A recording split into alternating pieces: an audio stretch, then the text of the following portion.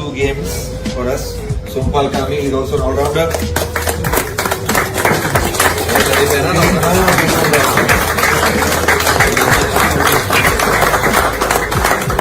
I request you Virat from this one.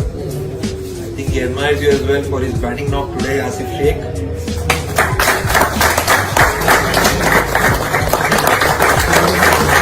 Team बहुत strong रही है और अभी भी है, इसकी आपको डिफरेंस या वजूहात क्या लगती हैं? और उनकी कोचिंग बहुत ही सॉलिड है। बैटिंग की कोचिंग तो बहुत ही अच्छी है और उनका टेम्परामेंट भी बैटिंग की तरफ माइल करता है। वो ठंडे मिजाज के हैं, मगर बैटिंग में वो इसलिए आगे हैं हमसे क्योंकि उनको सिखाई जाती है बैटिंग छोटी उम्र से, 5-7 साल की उम्र से। जैसे आप बात करते हैं स्कूल लेवल के ऊपर से, जो हमारे यहाँ अब डेवलप हो रहा है। सो हम इसलिए थोड़े से पीछे हैं, मगर ये जानना बड़ा ज़रूरी है पाकिस्तान को कि किस लेवल के ऊपर खेलना है भारत के खिलाफ। ये नहीं हो सकता कि रिएक्शनरी मोड में चले जाएं। आपको प्रिएम्प्टिव मोड में जाना है और पहले से डिसाइड करना है और फिर प्लान्स होते हैं। आज के शो में हमारे साथ हैं रमीज राजा सर, आपको प्रोग्राम में खुश आमदीद कहती हूँ। बहुत शुक्रिया आपके। साथ में शुमाइला, ठीक है जी, अल्हम्दुलिल्लाह। शुमाइला चौधरी हैं। शुमाइला, आपको भी खुश आमदीद कहते हैं। Very much. तो कल के मैच के हवाले से अगर हम पहले बात करने रमीज सर, कैसा मैच आपको लगा कल का? मतलब वो तो प्रेडिक्ट हो चुका था पहले से। देखिए, ये ओवरवेलमिंग विक्ट्री है भारत की और इसी तरह से होना चाहिए था क्योंकि डिफरेंस था दोनों टीम्स में। बैटिंग अच्छी की नेपाल ने। आई थिंक बॉलिंग में थोड़ा सा एक आधा क्वेश्चन मार्क होगा भारत के ज़हन में, और फील्डिंग जो थी वो अप टू द स्क्रैच नहीं थी, बट ओवरऑल रिजल्ट्स तो ऐसे ही मिलना था। बिल्कुल, वो तो हम पहले भी बात भी कर चुके थे। लेकिन साथ साथ वर्ल्ड कप के हवाले से भी, वर्ल्ड कप की ट्रॉफी लाहौर आ गई है और 3 दिन लाहौर में रहेगी और इसके अलावा इसको तारीखी मकामात पर भी ले जाया जाएगा ताकि फैंस इसको देख सकें। तो ये कितनी एक्साइटमेंट वाली चीज़ होती है। बहुत है। मैंने तो वर्ल्ड कप की ट्रॉफी उठाई हुई है, सो इससे बड़ा मोमेंट कोई नहीं होता। ये जो है ना, आपका एक तरह से आप समझे कि ये सबसे बड़ा हाई है एक क्रिकेटर के लिए। सचिन तेंदुलकर, आपको पता है, वो डेस्परेट थे कि किसी ना किसी तरह से वर्ल्ड कप की ट्रॉफी हाथ आए उनके, वो तो उनके लिए भी बहुत बड़ा इवेंट था, हमारे लिए भी बहुत था। तो ये एक, मैं सिर्फ यही एक्सपेक्ट कर रहा हूँ। आप देखें ना क्या हाल होगा कि हम इंडिया में जाके और वर्ल्ड कप की ट्रॉफी उठाएं। मतलब इससे बड़ा कोई हाई नहीं होगा पाकिस्तान क्रिकेट का। ये एक, इससे बड़ा कोई हिस्टोरिक मोमेंट नहीं हो सकता। और I think Babar Azam and company को यही समझना है कि हमारे पास एक अपॉर्चुनिटी है कि हम दुनिया को हिला सकते हैं। बिल्कुल ऐसा ही। तो ये मेरे लिए तो, मैं तो सोच के ही जो है एक्साइटेड हो रहा हूँ। और इससे पहले एशिया कप की ट्रॉफी उठाएं तो वो ज्यादा एक्साइटमेंट हो जाएगी। ये बिल्कुल मोमेंटम अभी अनाउंस करते चले जी। जैसे ऑस्ट्रेलिया है या इंग्लैंड है, उनकी कंडीशंस बहुत डिफरेंट हैं एशियाई जो कंट्रीज हैं उनसे, इसलिए वो टीमें ज़्यादा स्ट्रॉन्ग हैं अपनी बैटिंग में मुख्तलिफ कंडीशंस। लेकिन पाकिस्तान और इंडिया की कंडीशन सेम है। अगर हम बात करें कि यहाँ का वेदर है या आपस में ज़बान है या जो भी रहने के मामलात हैं, वो ऑलमोस्ट सेम है। लेकिन हमने देखा है इंडियन टीम बहुत स्ट्रॉन्ग रही है और अभी भी है, इसकी आपको डिफरेंस या वजूहात क्या लगती हैं?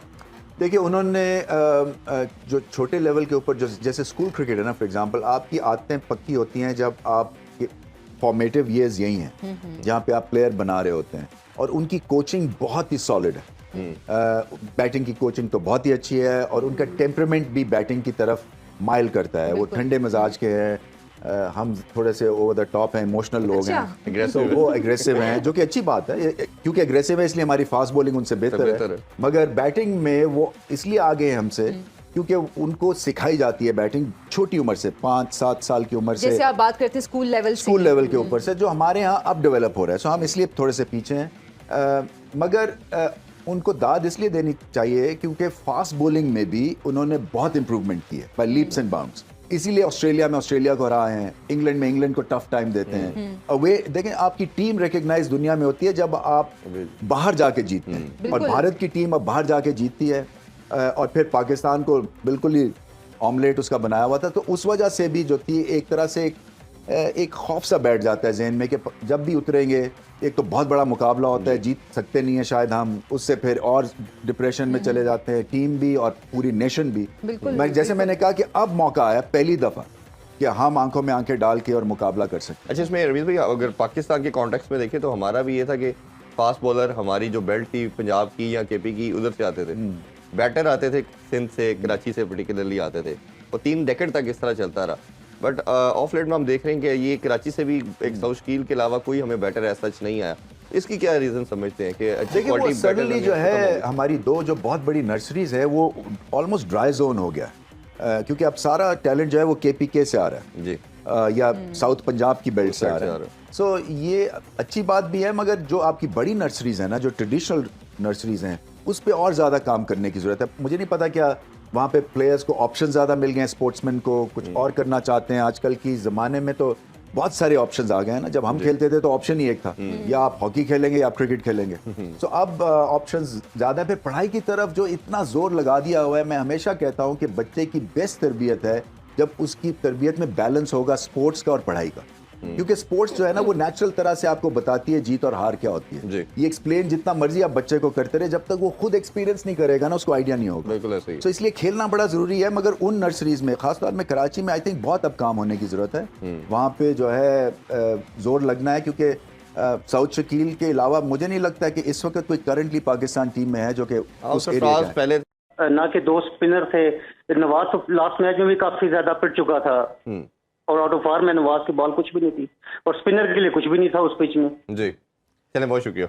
इंडिया के अगेंस्ट स्ट्रैटेजी इनको बदलनी चाहिए। मैं समझता हूँ इनका पॉइंट ठीक है। वो पहले भी बात कर रहे थे कि स्पिन के खिलाफ इंडियन बैट्समैनों की जो एवरेज है वो 400 की है, और पेस के अगेंस्ट 50 या 60 की है, तो क्लियर ड्रॉप है। वो डोमिनेट करते हैं पाकिस्तानी स्पिन को कंपेयर टू पाकिस्तानी पेसर। तो अपनी एडवांटेज के साथ खेलें। जी। और जो भी फास्ट बॉलर है, चाहे वो वसीम जूनियर हैं या क्या नाम है, फ़हीम अशरफ हैं, उनको यूज करना चाहिए और ये खेल देनी चाहिए बाजी। देखें, ये नहीं है कि बैलेंस है और उसमें क्या होगा। जब अगले को मारी पड़नी है और ऑन द कार्ड्स है, तो फिर आप क्यों खामखा में सोच रहे हैं कि ये होगा काम या नहीं होगा। फिर खेल जाना चाहिए ये कार्ड। और एक्सपेरिमेंट करने में क्या जाता है जी, आपके पास गलत ही होगा ना जी। एटलीस्ट आपको पहले आप एक्सप्लेन तो करेंगे ना कि इस वजह से हमने ये की थी, स्ट्रैटेजी बदली थी, नहीं बैकफायर हुई, नहीं ठीक है। अच्छा, कमेंट्री के लिहाज फैजान, हेलो फैजान साहब सुन पा रहे हैं आप हमें? जी जी अस्सलाम। जी वालेकुम सलाम। जी जी पूछिए सर, क्या जानना चाहेंगे आप? सर पहले तो मैं कहना चाहूंगा आपका शो बहुत खूबसूरत, बहुत मजा आ रहा है देखने का, बड़ा जबरदस्त शो है आपका। मेरा रमीज भाई क्वेश्चन है जी बच्चा, कि इंडिया पाकिस्तान का जो नेक्स्ट मैच होगा उसमें पाकिस्तान की क्या स्ट्रेटेजी होगी इंडिया के खिलाफ? डिफेंसिव जाएंगे या अटैकिंग होगी स्ट्रेटेजी? अच्छा सवाल है ये। अटैकिंग स्ट्रैटेजी से क्या होता है कि सिंप्लीफाई चीज़ें हो जाती हैं। जो आपके एक नेगेटिव आपका सिस्टम जो एक रन कर रहा होता है ना, वो एक तरह से उसको बाहर धकेल के और एक पॉजिटिविटी आ जाती है। क्योंकि आप क्या कर रहे होते हैं, आप हिट मार रहे होते हैं, सो आपका फुटवर्क बेहतर होता है, आप रन्स की तरफ देख रहे होते हैं, आप गैप्स की तरफ देख रहे होते हैं, ना कि फील्डर्स की तरफ। तो एक बहुत ही पॉजिटिव इम्पैक्ट पड़ता है जब आप एग्रेसिव खेलते हैं। जी। मगर रेकलेस एग्रेशन भी ठीक नहीं है, इसलिए कि और इसकी बेस्ट एग्जांपल फिर से मैं कहूँगा बाबर आजम है, जो कि एक तरह से बहुत ही बेहतरीन उनका मिक्स है ऑफ एग्रेशन एंड डिफेंस का। जी।